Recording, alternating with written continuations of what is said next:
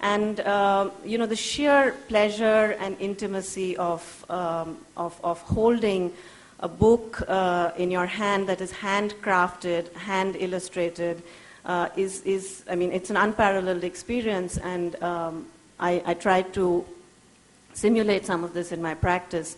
So these are two books that I made in the late 90s, and they're leaves from the book. So these books were sometimes in the codex format, sometimes as accordion-pleated books, sometimes as in folios, sometimes as, they got installed in different ways, and we'll come to that gradually.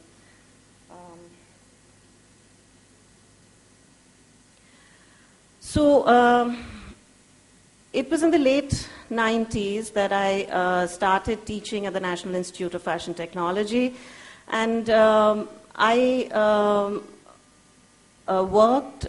started out teaching theory subjects like art appreciation, but from my knowledge of art history, but from there I went on to teaching history of costume, which I sort of taught. I taught myself, and then I taught my students, and the basis of it was a lot of art historical references, which I now re-looked at.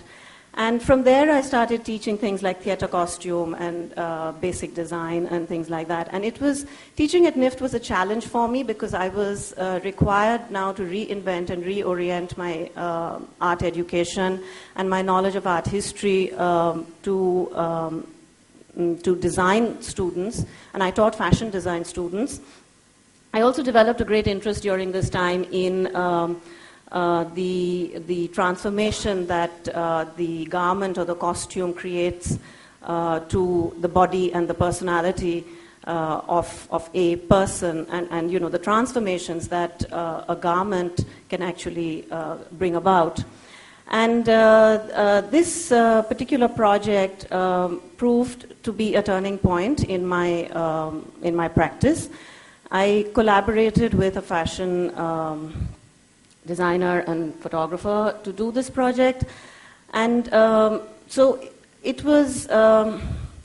There were several things that occurred in this project. It was called That Void. The basis of it was a series of letters that I wrote up, which were again part fiction and part fact, and each of these letters was to a particular man. Again, maybe I should say like Mithu, that I love men.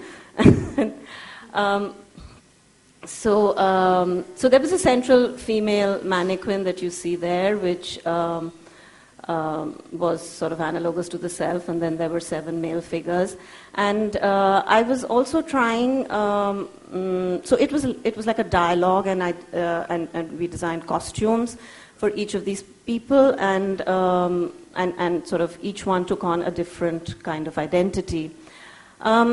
What you see there are also prints that I used on the costume. So part of this experiment was trying to free the print from its traditional moorings. I was now more and more trying to take the print off the wall and use it not just to, in its traditional print on the wall format, but I was trying to use it for all the other intrinsic qualities that it has. And printmaking, as you know by nature, is a very intimate medium that requires close viewing. So here I used the print to actually make details on the costumes that you were required to look at very closely. So you actually went up to the mannequin and you looked at them, and you got a little more of the story. And then I had in the background, those rectangular images that you see hanging, which were letters. With paper making background. So paper making is another thing that I do. And then if you read the letter, you actually got to know still more. So my work started out at this stage being already quite layered, and it's grown increasingly more layered as I've gone along. So as I was saying, the book, the narrative, continues to be a great love with me. And this was a bioscope that I made in 2005, I think.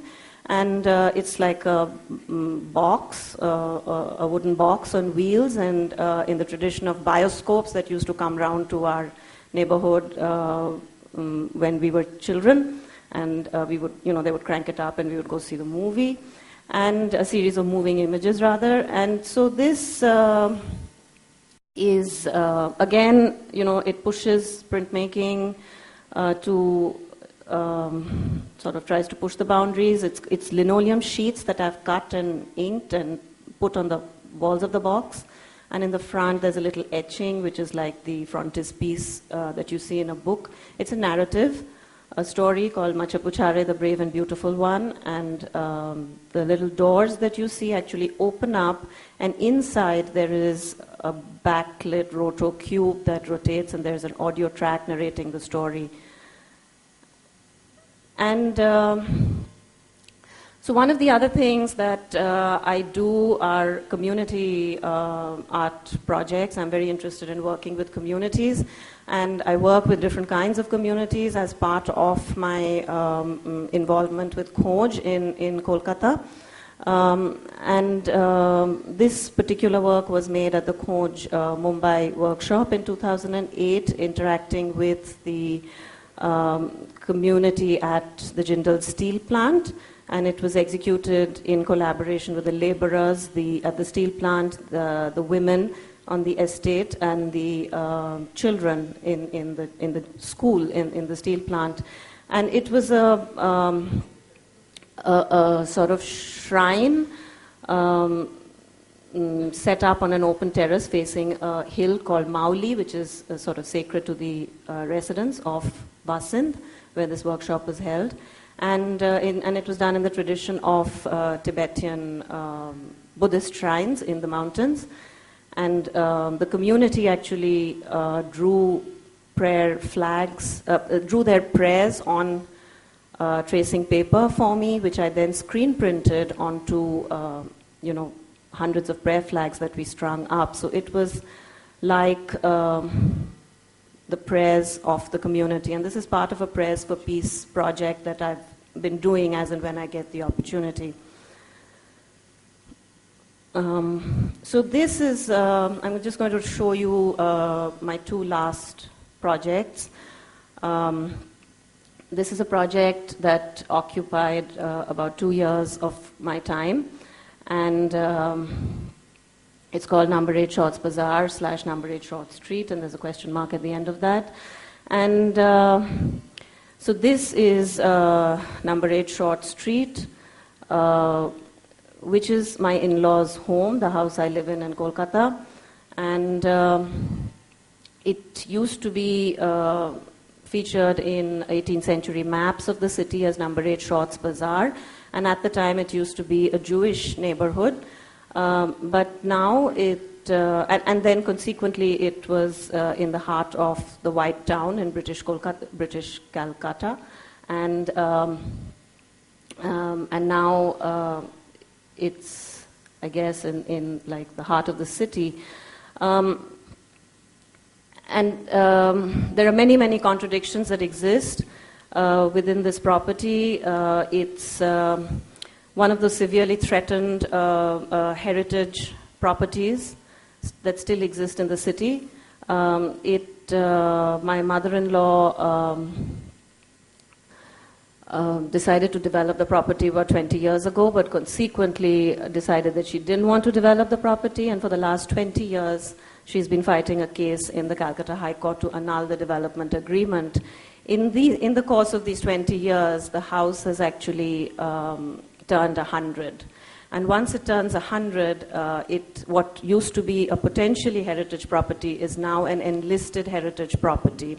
But the Calcutta High Court is unable to annul the development agreement on the property.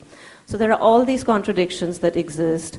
And I started examining the issue of the conservation of heritage vis-a-vis the conservation of inheritance. I was looking at heritage and inheritance as twin concepts, and trying to understand that when you actually talk about conserving heritage, what is it that you are asked to conserve? Are you just trying to conserve a piece of architecture? Or are you trying to conserve a lifestyle? Are you trying to conserve the stories of those who inhabited that building, that piece of architecture? Or what is